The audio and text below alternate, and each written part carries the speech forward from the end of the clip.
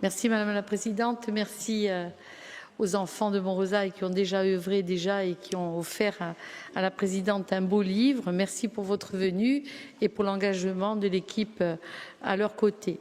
Alors cette question, Monsieur le Président, Madame la Conseillère, s'adresse en fait à la réforme prochaine et au PRIC adopté dans notre collectivité. Le 25 juillet dernier, notre Assemblée adoptait le PRIC, les pactes régionaux d'investissement dans les compétences 2024-2027, pour prendre le relais de celui qui s'était achevé au 31/12/2023 et qui s'était élevé à 64 millions d'euros entre 2019 et 2023. Dans la nouvelle convention, la CDC prévoyait un montant socle annuel de 7 millions d'euros et 1000 entrées en formation par an, avec une priorité aux bénéficiaires du RSA, aux personnes en situation de handicap et aux seniors. Sur la période quadriennale s'étalant de 2024 à 2027, 44 millions d'euros étaient prévus, dont 28 millions, soit 63% assumés par la CDC, 16 millions, 37% par l'État. 2024 est passé et on est à la moitié de 2025. Alors, près d'un an après le vote, je souhaiterais savoir où nous en sommes concernant ces appels à projets découlant du PRIC. Je sais que certains appels à projets ont été publiés récemment concernant les bénéficiaires du RSA. En décembre dernier, j'avais donc interrogé sur ce point l'exécutif au détour d'un rapport sur les fonds européens. Et Flora Mattei, en charge, m'avait alors répondu qu'un bilan de la période passée était en préparation pour mieux appréhender la nouvelle. Qu'en est-il aujourd'hui de ce bilan ?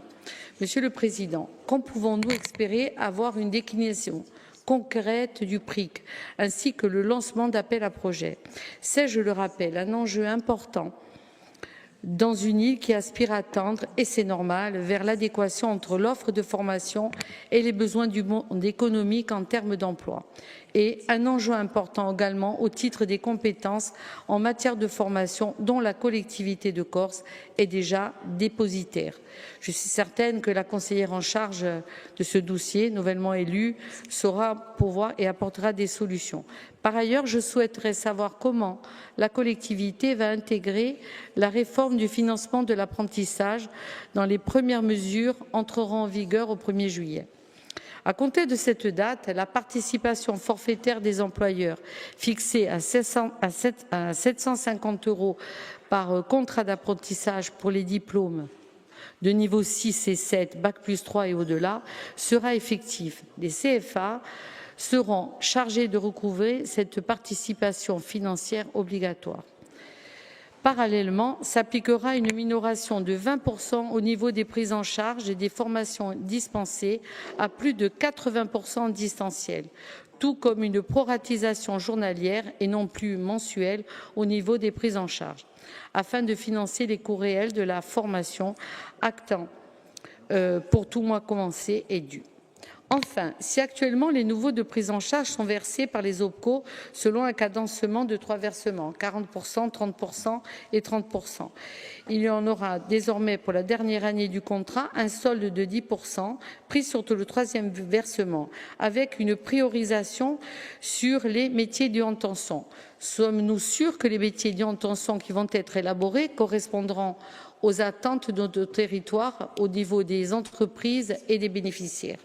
Les données financières qui vont déterminer l'ensemble de la logique liée à l'apprentissage dont il faut à présent tenir compte et intégrer. L'apprentissage, on le sait, est une mesure en faveur des jeunes et un succès qui ne dément plus. Il nous faut donc sécuriser ce dispositif nécessaire à notre jeunesse, nos entreprises et notre tissu économique. Bien sûr qu'il faut renforcer un alignement entre les formations et les besoins du marché du travail, mais nous devons dès aujourd'hui nous y plonger. Je vous remercie. Ringraziabi. Allora, Lauda Guidicelli vada a rispondere, consigliere in carica di Avomazione. Ringraziare, signora Presidente.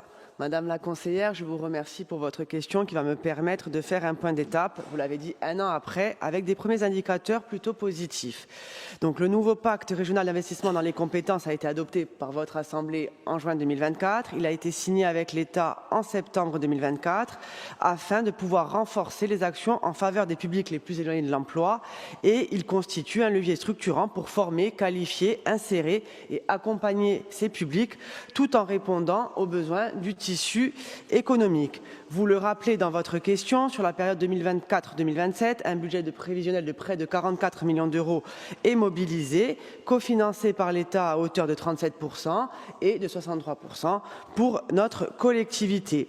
Le PRIC repose sur des principes financiers, à savoir un montant socle de dépenses annuelles de formation professionnelle en direction de publics dits prioritaires à hauteur de 7 millions d'euros assumée par la collectivité et une enveloppe complémentaire annuelle de 4,5 millions d'euros pour 2024 et 2025 apportée par l'État au titre de dépenses additionnelles engagées par la collectivité de Corse dans le cadre d'une convention financière que nous signons avec l'État.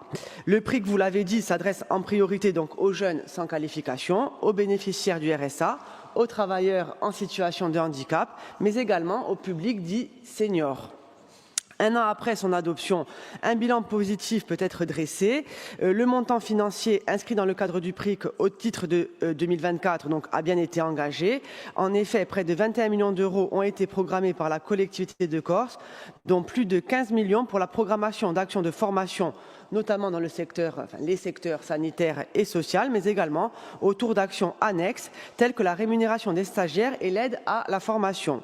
Les objectifs quantitatifs, quant à eux, sont non seulement atteints, mais également dépassés. Dépassés pourquoi? Parce que le socle, je dirais l'objectif annuel des 1000 entrées en formation, donc, a bien été effectué, mais en fait ce ne sont pas 1000 entrées, mais plutôt 1380 entrées qui ont été enregistrées, dont 1047 qui relèvent du public prioritaire ciblé par le PRIC, soit 76% de l'effectif global. Je tiens à votre disposition, je dirais, le détail de cet effectif pour pas forcément alourdir la réponse. Nous envisageons donc pour 2026 la construction d'appels à projets ciblés en direction des secteurs stratégiques liés aux métiers en tension.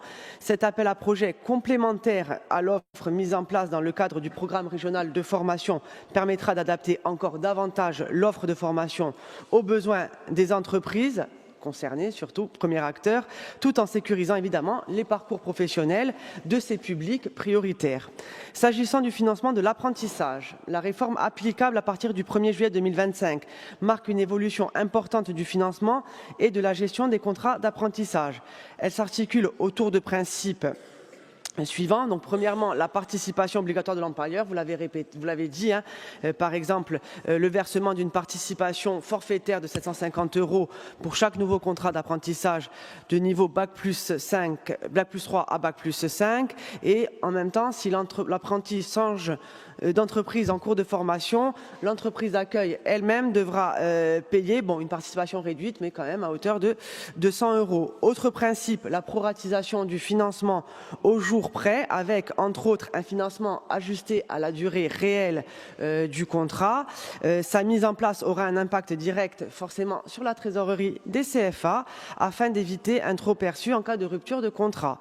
Autre principe, la réduction des financements pour les formations à distance, vous l'avez rappelé dans votre question, mais aussi l'instauration d'un nouveau calendrier de versement. Actuellement, nous étions sur des modalités de versement qui étaient de 40, 30, 30 et aujourd'hui, il y a une volonté de remplacer ce versement par un nouveau calendrier 40, 30, 20, 10 et les 10% sont ce solde qui sera conditionné à la production des justificatifs, donc factures, certificats de réalisation, état de présence. Vous le savez, et je vous sais attentive aussi aux évolutions législatives, la loi du 5 décembre 2018 pour la liberté de choisir son avenir professionnel a procédé à une transformation importante de la gouvernance et du financement de l'apprentissage. L'intervention de notre collectivité devient désormais ou est désormais subsidiaire. En effet, en application de l'article L6211-3 du Code du travail, issu de l'article 34 de cette loi, la collectivité de Corse peut contribuer au financement des CFA quand des besoins d'aménagement du territoire et de développement économique qu'elle identifie le justifient.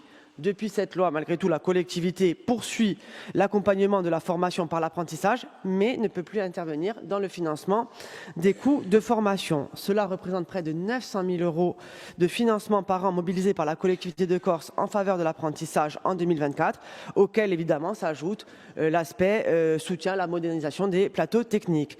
Consciente des bouleversements susceptibles d'être engendrés sur le financement, je vais suivre, et avec vous à mes côtés, avec attention, la mise en œuvre de cette réforme afin de pouvoir en mesurer les impacts et forcément les éventuelles inquiétudes que pourraient rencontrer les CFA, mais aussi les publics de ces différents dispositifs. Je vous remercie.